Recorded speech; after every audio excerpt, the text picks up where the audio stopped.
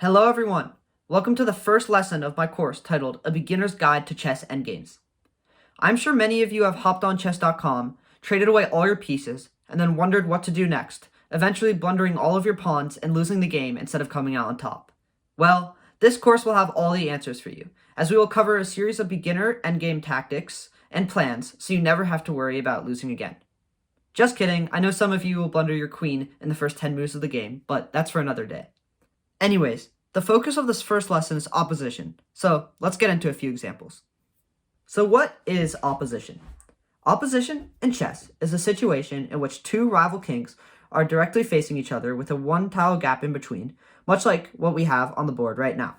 The player who moves first is said not to have opposition, while the player who does not move first is said to have opposition. And having opposition can be the difference between winning an endgame by promoting a pawn, or stalling an endgame and forcing stalemate or draw by threefold or lack of material. For example, since white has opposition in this case, since they are not moving first and black is moving first, white is able to promote and win this game. No matter where black goes to, white has a winning move. And one of the 5 squares that the black king can legally move, 3 of them make backwards progress, d8, e8, and f8, which simply allow our king to advance to either d6, e6, or f6 and start to promote the pawn. So that means black has only 2 real options, which are to move to d7 or f7. And regardless of where black moves, all white has to do is sidestep. And this is a strategy that's used to promote the pawn. For example, if black moves to d7, all white has to play is king f6. And you can quickly see how by sidestepping like this, white is able to start escorting this pawn down the file. If black, for example, plays something like king e8, all white has to do is push the pawn on e4, and black can keep going back and forth, but all we have to do is continue to advance our king, f7, and this isn't opposition, but this is just how to win an endgame once you've taken advantage of the opposition that you have. And now, as you can hopefully see, we're able to easily escort this pawn to promotion. So now, let's look at a situation in which black has opposition, meaning white has to move first. In this case, it's always going to be a draw, as black is always able to seize opposition, and that's what opposition is really about. Whoever's able to seize it is able to either promote or force stalemate. So, white right now has 4 legal moves: f4, f5, d4, or d5. Moving to d4 or moving to f4 results in backward progress, which really doesn't make sense when trying to promote a pawn. So we're restricted to either f5 or d5. And it really doesn't matter which square our white king moves to, because black is going to have the same response. For example, if we move to f5, black just mirrors us and moves to f7, seizing opposition once again. And if we move to d5, black just mirrors us and moves to d7, just seizing opposition. So once opposition is seized, we can choose to move back to e5 with our king, which could result in threefold repetition, or we could push our pawn. So if we push our pawn to e5, all black has to do from here on out is keep a 1-tile distance between itself and the pawn while facing the pawn. So similar to opposition, but facing the pawn. And with the strategy, black is able to force stalemate. So, for example, the black king moves to e7, and now white is forced to push again, because the king can either work itself around and try to cycle over to f5, which ultimately won't matter because the black king can just get back to e7. Therefore, the only move is to push the pawn to e6. And after this happens, all the black king has to do is keep that 1-tile distance while facing the pawn and move back to e8. Our only move here is to push with the white king to d6. So this is where it gets slightly tricky with black, because if black were to move to f8, he would lose, right? For example, we move to f8. That allows white to sidestep to d7 and easily promote this pawn. So what black has to do is seize opposition again, force either the king to make a move or the pawn to make a move, which leads to stalemate, And they do that by playing king d8. So now the only move for white, really, is to push the pawn once again and play pawn e7. And all the king has to do now, the black king, to force stalemate, is move to e8. And from here, no matter what move white makes, it's going to be stalemate or draw by insufficient material. The only way for white to protect the pawn is to play king e6, and that's stalemate, right? Because all 4 tiles the black king can move to are covered by the pawn and the king. Or white could play any one of these 5 moves, move to any one of these 5 tiles, but in each of them, black simply takes and is drawn by insufficient material. Okay, the last basic example we are going to look at is when white has opposition but is stuck on either side of the board. So the A file or the H file. In these cases, it will always be a draw, even though white has opposition, because when black makes its move and moves to G7, for example, in the case that we have on the screen, white's only move is either king G5 and king G4, and as we already talked about before, moving backwards with the king while trying to promote the pawn isn't ideal, so white is forced to play king G5, and here black simply plays king H7, and we've already seen a situation like this earlier before. White could go back to H5 and make a draw in threefold repetition, or white could push the pawn to H5.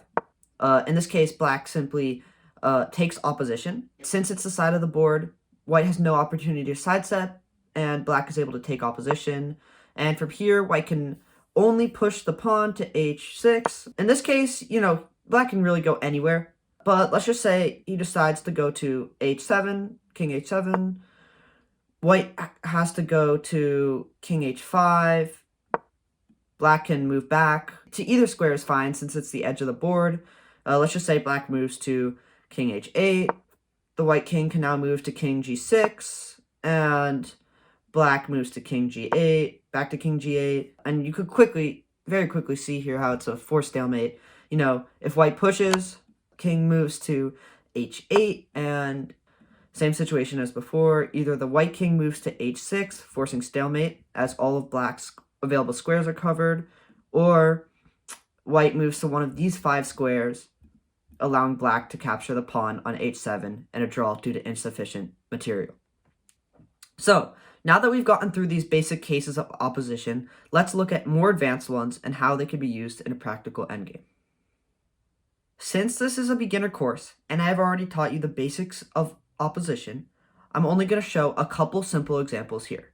But, looking on the board right now, we can see that it is white to move. White has a pawn on E2 this time instead of a pawn right behind it. And therefore, we can use opposition to our advantage even though we do not currently have it. So, you may ask, how can we do this? Well, the best move in this position is to move the pawn to E3. Now, this may seem a bit counterintuitive. You may want to try to guide the pawn down the E file, but E3 is the best move as it gives us the opposition.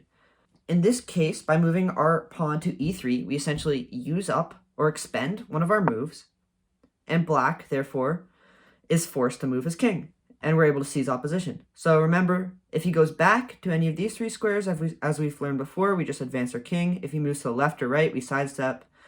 So, the best move for black is to either just move to the right or left, just make the game last as long as possible.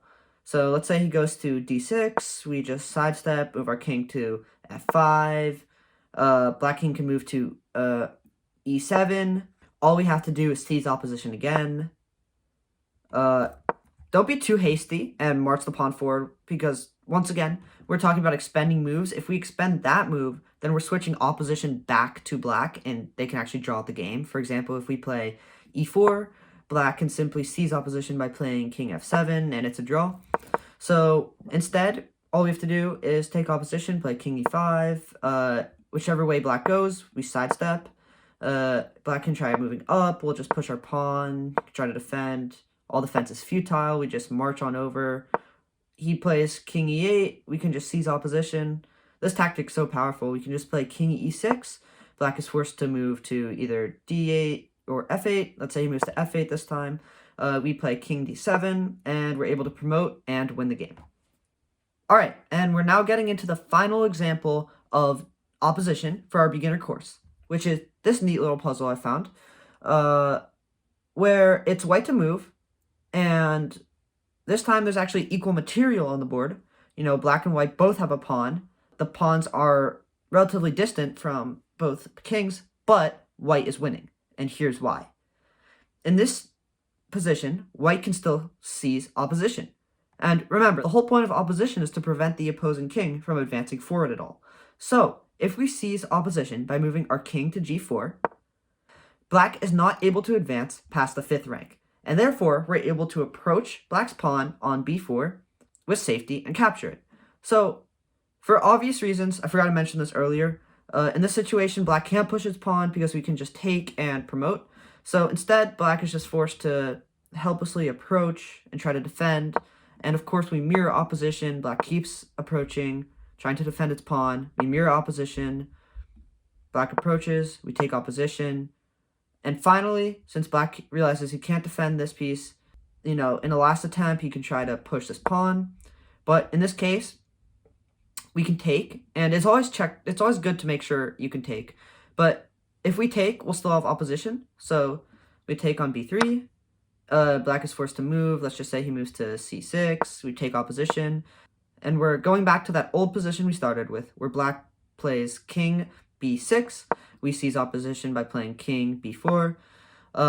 And since this pawn is not on the A file or the H file, it's not on either end of the board, then we are able to win using our opposition trick. Whichever way black moves, we simply sidestep.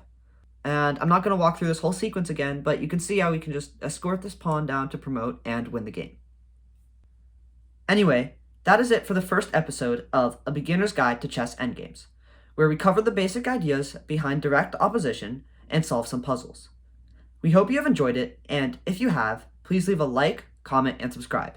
We plan on continuing to create these courses if they prove helpful and garner enough attention, and our next episode for this course will be on the rule of the square. Thanks for watching. Peace.